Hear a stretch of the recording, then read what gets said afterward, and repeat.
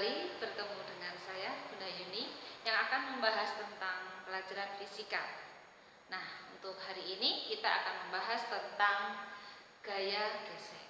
Pada pertemuan sebelumnya kita sudah membahas tentang hukum 1, hukum 2, dan hukum ketiga Newton. Dan ada kaitannya juga hukum 1, 2, 3 itu dengan gaya gesek. Mari kita pelajari bersama. Oke. Gaya gesek. Gaya gesek itu merupakan gaya sentuh antara dua buah permukaan yang saling bersentuhan. Ya. Dua buah permukaan saling bersentuhan, maka di situ akan terjadi gaya gesek.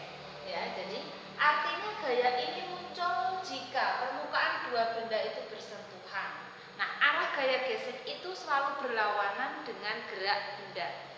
Arah gaya gesek selalu berlawanan dengan gerak benda. Nanti kita kasih contoh gambarnya. Nah, kemudian contoh dari gaya gesek itu apa? Silahkan disebutkan. Ya, ketika kita jalan itu ada gaya gesek. Ya, ketika kita jalan ada gaya gesek. Antara siapa? Antara permukaan lantai dengan permukaan sepatu kita atau kita pakai sendal. Kemudian motor atau kendaraan berjalan, mobil berjalan, ada gaya gesek antara siapa? Antara roda, permukaan roda dengan permukaan jalan. Ya. Kemudian kita menarik kursi. Ya, kursi kita tarik, itu juga ada gaya gesek. Gaya gesek antara siapa? Antara permukaan kaki kursi dengan permukaan lantai. Ya, nanti kalian sebutkan sendiri ya untuk contoh-contoh yang lainnya. Oke. Nah, gaya gesek tadi sudah kita sebutkan beberapa contohnya. Gaya gesek itu arahnya berlawanan dengan gerak benda. Ya. Gaya gesek itu dirumuskan dengan F sama dengan mu kali N. Ini dibaca mu. F sama dengan mu kali N. F-nya F kecil. Kalau F besar itu gaya. Ini adalah F kecil. F-nya itu gaya gesek, satuannya Newton, dilambangkan dengan N. Kemudian N ini gaya normal atau gaya tekan normal, satuannya juga Newton, lambangnya juga N. Dan ini lambang mu, itu koefisien gaya gesek. Koefisien gaya gesek. Besarnya mu itu lebih dari 0 kurang dari 1, tidak sama dengan 1. Jadi di antara 0, sekian sampai 0,9 itu adalah besarnya mu, ya, lebih dari 0 kurang dari 1. Tidak sama dengan 1, tidak sama dengan 0. Kenapa tidak sama dengan 0? Kalau mu-nya sama dengan 0, artinya bahwa bidang itu adalah licin. Lantainya licin. Kalau licin berarti tidak ada gaya gesek. Nah, berarti tidak sama dengan 0 dan juga tidak sama dengan 1. Kenapa? Kalau sama dengan 1 berarti lantai itu atau bidang itu sangatlah kasar sehingga kita tidak dapat berjalan di atasnya, ya, sehingga kita tidak bisa mengidentifikasi lagi ke tingkat kekasarannya. Nah, jadi besarnya mu itu lebih dari 0 kurang dari 1, ya. Nah, kemudian gaya gesek itu ada berapa? Gaya gesek ada 3, ya. Gaya gesek itu ada 3. Nah, beberapa buku menyebutkan bahwa gaya gesek itu ada 2, ya, tapi nggak apa-apa. Ada 3 diantaranya 1, yaitu gaya gesek statis. Apa itu gaya gesek statis? Dari istilah statis itu kita sudah tahu bahwa statis itu artinya tetap atau dia tidak berubah, tidak bergerak.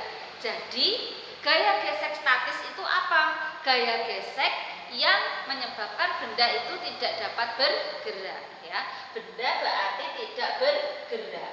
Nah, benda tidak bergerak, ya, benda tidak bergerak. Oke. Misalkan sebuah benda terletak pada bidang, ditarik dengan gaya sebesar F, maka akan ada gaya gesek. Kalau benda ini bergerak ke kanan, maka gaya geseknya kemana? Gaya geseknya ke kiri. Ini adalah bidangnya. Ini bendanya.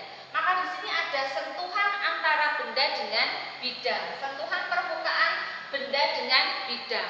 Jadi kalau benda bergerak ke kanan, maka gaya geseknya terletak di sini. Arahnya kemana? Arahnya adalah ke kiri. Ini adalah gaya gesek. Statis. Kenapa disebut statis? Karena bendanya tidak bergerak. Kalau benda tidak bergerak, artinya bahwa F-nya itu lebih kecil dari Fs. F gaya yang diberikan lebih kecil dari F gaya gesek. Ya.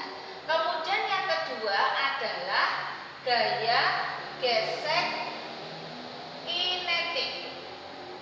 Dari bahasa kinetik itu dapat diartikan bahwa bendanya bagaimana? Bendanya bergerak. Nah, bendanya bergerak. Kalau saya gambarkan berarti begini. Benda diberi gaya sebesar F, maka benda akan bergerak ke kanan.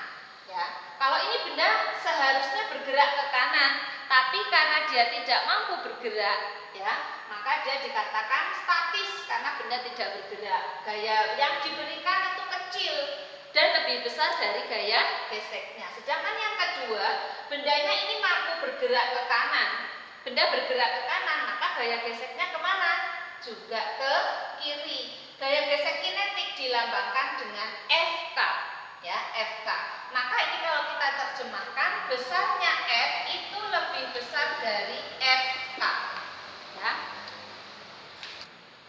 Kemudian yang berikutnya adalah yang ketiga, gaya gesek statis maksimum.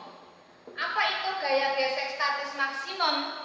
Kalau statis itu bendanya tidak bergerak atau diam, kalau ini bendanya bergerak, ya, maka kalau statis maksimum itu benda tepat akan bergerak. Nah, benda tepat akan bergerak.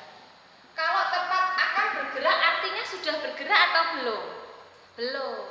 Jadi seringkali nomor 3 dan nomor 1 itu dianggap sama, ya. Tetapi kalian sudah paham bahwa kalau statis benda itu sama sekali belum mau bergerak. Tapi kalau statis maksimum benda tepat akan bergerak. Contohnya kalau kita gambarkan yang sederhana, ini adalah F, di sini adalah gaya geseknya. Dia tepat akan bergerak. Lambangnya kalau statis maksimum itu Fs maksimum. Kalau tepat bergerak berarti F-nya itu nilainya sama dengan Fs maksimum. Nah, gaya gesek itu hanya ini saja. Tetapi penjabarannya adalah, nah, sebagai contoh, ini hanya memberi contoh begini. Ya, sebuah benda terletak pada bidang datar yang kasar. Kalau kita belajar tentang gaya gesek berarti bidangnya tidak lagi licin. Kita sudah masuk pada bidang yang kasar, ya. Bidangnya kasar. Ya. Kalau saya gambarkan misalkanlah begini, diberi gaya sebesar F, misalkan F-nya 20 Newton, membentuk sudut atau alfanya ini adalah 30 derajat, ya. Alfanya 30 derajat. Ini bidangnya adalah kasar. Bidangnya sekarang kasar. Maka kita uraikan gaya-gaya yang bekerja, ya, gaya-gaya yang bekerja kita uraikan. Nah, F diuraikan pada sumbu X adalah Fx. Fx itu berarti F cos alfa. Diuraikan pada sumbu Y adalah Fy sama dengan F sin alfa. Nah, ini hukum kedua Newton. Hukum ketiga Newton menyebutkan benda terletak pada bidang, maka benda memberikan gaya pada bidang sebesar gaya beratnya, yaitu V, rumusnya M kali G. Sebaliknya bidang memberi gaya pada benda sebesar gaya tekan normal, lambangnya adalah N, arahnya ke atas karena bidangnya datar. Maka di sini kita jabarkan masing-masing. Yang pertama ada adalah sigma Fx. Sigma Fx, benda ini kalau bergerak, bergeraknya kemana? Iya, betul, bergeraknya ke kanan, ya, bergeraknya ke kanan. Ini kalau benda bergerak, ya, sebuah benda terletak pada bidang datar yang kasar diberi gaya, ya, seperti pada gambar, ya, diberi gaya seperti pada gambar. Benda dapat bergerak, ya, benda dapat bergerak, ya, benda dapat bergerak jika mu atau koefisien koefisien gaya gesek pada bidang itu 0,3, ya. Mu itu tidak bersatuan, mu itu tak bersatuan. Mu itu 0,3, berapakah percepatannya? Maka percepatannya adalah titik-titik. Nah, tadi ya, kita jabarkan nih gambar-gambarnya. Saya ulang, benda terletak pada bidang datar, diberi gaya sebesar F. Misalkan gayanya itu adalah 20 Newton, membentuk sudut sebesar 30. Sudut yang dibentuk adalah 30, ya. Alfa sama dengan 30 derajat. Maka kemudian F ini kita uraikan. F diuraikan pada sumbu X adalah Fx, F diuraikan pada sumbu Y adalah Fy. Fy itu F sin alfa, Fx itu adalah F cos alfa, ya.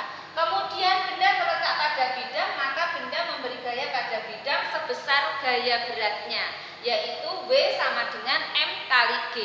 Sebaliknya, bidang juga memberi gaya pada benda sebesar berapa? Gaya tekan normalnya, yaitu N, ya. Maka di sini kita lihat gaya-gaya yang ada pada sumbu X dan gaya yang ada pada sumbu Y. Ini misalkanlah masanya berapa? 10, ya, 10 kg, yang mudah dulu. Oke, kita lanjutkan, ya, Sekarang kita sudah tahu benda bergerak ke kanan berarti Fx positif, Fk-nya negatif karena berlawanan dengan gerak benda. Yang positif adalah yang Fx karena searah dengan gerak benda, Fk-nya berlawanan. Nah, sekarang kita lihat pada sumbu Y ada siapa saja gaya yang bekerja. Lihat tanda panah. Di sumbu Y berarti ke atas dan ke bawah ada tanda panah siapa saja? Yaitu tanda panahnya adalah ini N, gaya tekan normal, kemudian Fy, ya, ada Fy dan ada W. Kita lihat arahnya, N ke atas, Fy ke atas, W ke bawah. Maka yang positif yang mana? Iya, N positif, Fy positif, dan W-nya adalah negatif. Maka kita cari dulu pada sumbu Y sama dengan. Nah, sekarang sumbu Y sama dengan 0 ataukah sama dengan M kali A? Iya, sama dengan 0. Kenapa Fy sama dengan 0? Karena pada sumbu Y benda tidak bergerak. Kalau tidak bergerak, maka pada sumbu Y itu sama dengan 0, ya. Tapi pada sumbu Y itu ada gaya N, Fy, dan W. Maka kita tuliskan N positif ditambah Fy juga positif dikurangi W sama dengan 0 karena W-nya ke bawah, ya, negatif. Maka N sama dengan ini W-nya pindah ke sana, jelas. Maka ini menjadi W-nya menjadi positif berarti B. Kemudian Fy-nya pindah juga ke kanan, maka menjadi negatif sama dengan min Fy. Maka N sama dengan M kali G min Fy itu adalah F sin alfa. Maka M sama dengan M-nya adalah 10, G kita ambil 10, dikurangi F-nya adalah 20, sin 30. Maka ini 10 kali 10, 100 dikurangi 20, sin 30 itu adalah setengah. Maka sama dengan 100 dikurangi 20 kali setengah. 20 kali setengah itu berarti 10. Berarti ini N-nya 90 Newton. Ini adalah gaya tekan normalnya, ya. Nah, sekarang kita lanjutkan untuk M tadi sumbu Y sudah, sekarang sumbu X-nya. Maka sigma Fx, sekarang kita lihat sigma Fx-nya. Sigma Fx sama dengan M kali A. Kenapa M kali A? Karena benda bergerak pada sumbu X, sehingga sigma Fx-nya adalah M kali A. Ya. Pada sumbu X ada gaya siapa saja? Ya, pada sumbu X tadi ada gaya siapa saja? Pada sumbu X ada gaya Fx dan Fk. Fx-nya positif karena searah dengan gerak benda, Fk-nya negatif karena berlawanan dengan gerak benda. Maka kita tuliskan, ya. Oke, kembali. Maka kita tuliskan begini. Fx min Fk sama dengan M kali A. Kemudian Fx-nya positif dan Fk-nya negatif. Pada gambar ini, pada sumbu X ya, sumbu X itu ada Fx dan Fk. Fx-nya adalah positif karena searah dengan gerak benda, Fk-nya negatif karena berlawanan dengan gerak benda. Maka kita tuliskan di sini Fx min Fk sama dengan M kali A. Ya. Fx-nya adalah F cos alpha. F cos alpha min Fk. Fk berarti rumusnya mu k kali N sama dengan M kali A. Ya. F cos alpha, F-nya itu berapa? 20. Cos 30 derajat. Mu k-nya berapa? Di sana mu k-nya adalah 0,3. 0,3, N-nya berapa? 90 ya, tadi sudah ketemu 90. Masanya berapa? Masanya 10 kg dikalikan A. Ya, sekarang 20 cos 30 berapa? Cos 30 itu setengah akar 3. Kalau setengah akar 3 kita buat desimal, karena kalau nanti tidak desimal perhitungannya agak susah. Desimalnya 0,87. Maka di sini kalikan 0,87. Ya, dikurangi 0,3 kali 90 berarti sama artinya 3 kali 9 berapa? 27 sama dengan 10A. 20 kali 87 berarti sama artinya 8,7 kali 2, 14, 1, 17. Jadi ini 17,4 min 27 sama dengan 10A. Ya. Berapa 27 dikurangi ini? Berarti 6. Berarti 26 dikurangi 16 kurang 9,6. Ya. Ini tambah ini 10 tambah 1 10 ya, betul ya. Sama dengan 10A. Negatif atau positif? Ini negatif ya, negatif. Maka A sama dengan min 9,6 dibagi 10. Maka A sama dengan min 0,96. Satuannya meter per sekon kuadrat. Di sini ada tanda negatif ya. Ketemunya kok ada negatifnya. Artinya apa? Negatif. Ya. A kalau negatif artinya di sini terjadi perlambatan.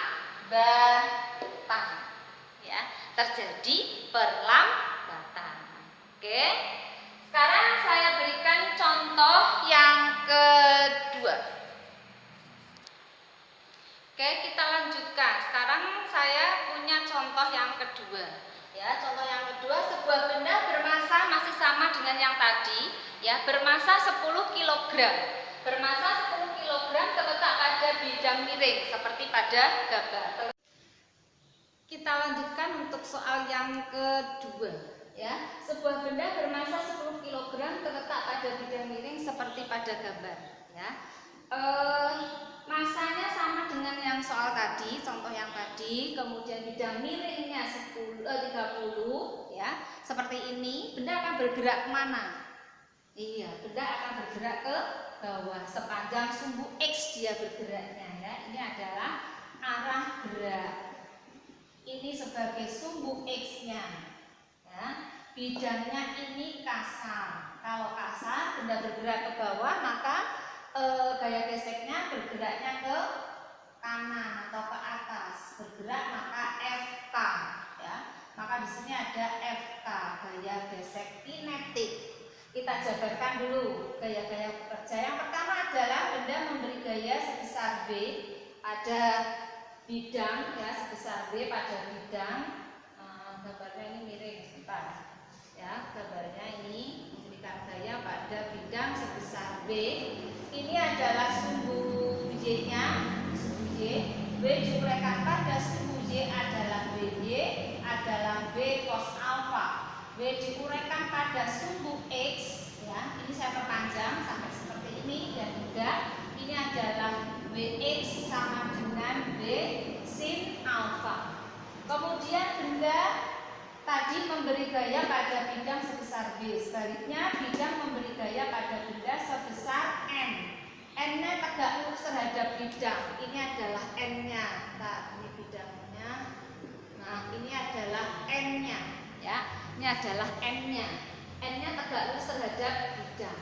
Maka pada sumbu Y itu ada gaya. Ada gaya pada sumbu Y, sigma Fy sama dengan 0. Karena benda tidak bergerak pada sumbu Y, maka sigma Fy-nya sama dengan 0. Maka di sini kita lihat pada sumbu Y ada N dan ada Bj. N arahnya ke atas positif, B-nya ke bawah negatif. Maka di sini N min Bj sama dengan 0, maka N sama dengan Bj. Bj itu B cos alfa ya. Maka N sama dengan B itu M kali G cos 30. Maka 10 kali 10 cos 30 itu adalah setengah akar 3 tadi 0,87. Maka di sini ya bisa kita tuliskan, maka N sama dengan 10 kali 10 100 dikalikan 0,87 berarti sama dengan 87. Satuannya adalah Newton ya. Oke, selanjutnya yang soal nomor 2 tadi kita baru mendapatkan apanya tadi? Yang sudah ketemu barulah N-nya. Sekarang kita akan mencari ya. Bidangnya seperti pada gambar. Tentukan misalnya ya, tentukan percepatannya. Jika N-nya tadi berapa? N-nya adalah 10. Oh sudah ya, N-nya adalah 10. Oke. Maka berapakah A-nya percepatannya? Pada sumbu X, sigma Fx sama dengan M kali A ya. Pada sumbu X adalah sigma Fx sama dengan M kali A. Sigma Fx-nya ada siapa? Yaitu ada Fk dan ada Wx. Siapa yang positif? Yang positif adalah Wx. Kenapa? Karena searah dengan gerak benda. Wx-nya positif karena searah dengan gerak benda. Kemudian Fk negatif karena berlawanan. Maka di sini kita tuliskan Wx min Fk sama dengan M kali A. Fk-nya ini ke atas karena bendanya bergerak ke bawah. Bidangnya kasar maka ada gaya gesek. Kalau bendanya bergerak maka gaya geseknya adalah kinetik ya. Maka M Wx-nya adalah ya, ini Wx-nya adalah W sin alfa dikurangi Fk berarti mu K kali N sama dengan M kali A. M kali G sin 30 dikurangi mu K. Tadi ya kita ngambil mu K-nya dari sana 0,3 ya.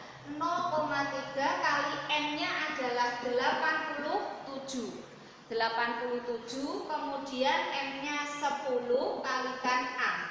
M-nya 10 kali 10 sin 30 itu setengah 0,3 kali 8,7. 8,7 kali 3. Ya, ini kan sama artinya 8,7 kali 3. 1 2 25 26 26,1 26,1 sama dengan 10A. Sama dengan 10A. 10 kali 10 100, 100 kali setengah itu 50 50 dikurangi 26,1 sama dengan 10A. Dikurangi berarti 24 berarti 23,9 ya. Ini coba dijumlahkan 1 tambah 9 10 di sebelah 10 pas ya, sama dengan 10A. Maka A sama dengan 23,9 dibagi 10. Berapakah? Berapa? 23,9 dari 10, maka A-nya sama dengan 2,39 meter persegi kuadrat. Ini positif atau negatif A-nya? A-nya positif. Artinya kalau A-nya ketemu positif berarti terjadi percepatan. Iya, ini adalah percepatan. Berarti dia itu yang contoh nomor 2 tanpa diberi gaya dia dapat bergerak ke bawah. Kenapa? Ya, hanya diletakkan dia dapat bergerak ke bawah tanpa diberikan gaya. Disebabkan karena apa? Karena ada gaya yang disebut dengan gaya beratnya tadi. Yang menyebabkan benda bergerak ke bawah itu adalah Wx, gaya berat terhadap sumbu X-nya. Wx sebesar V sin alfa. Oke, kita lanjutkan dengan latihan soal yang berikutnya.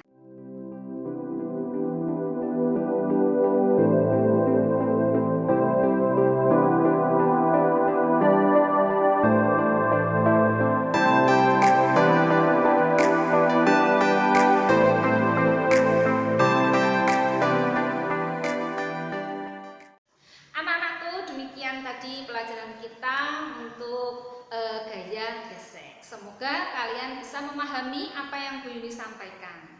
Jangan lupa tetap belajar setiap hari, walaupun kita tetap berada di rumah, kalian harus tetap belajar ya. Kerjakan tugas-tugas yang diberikan oleh Bapak Ibu guru. Tidak usah kemana-mana, tetap di rumah saja. Kalau tidak penting, tidak usah pergi-pergi ya. Kalau memang dirasa penting harus pergi, silahkan ya. Tapi jangan lupa bahwa kalian mempunyai, walaupun di rumah kalian itu harus belajar, mempunyai tugas-tugas yang diberikan oleh Bapak Ibu guru. Andaikan kalian memang betul-betul harus keluar, maka jangan lupa protokol kesehatan tetap dilakukan, yaitu jaga jarak dan selalu menggunakan masker. Itu dulu yang bisa Bu Yuni sampaikan. Jaga kesehatan, tetap semangat untuk selalu belajar. Selamat belajar. Terima kasih. Assalamualaikum.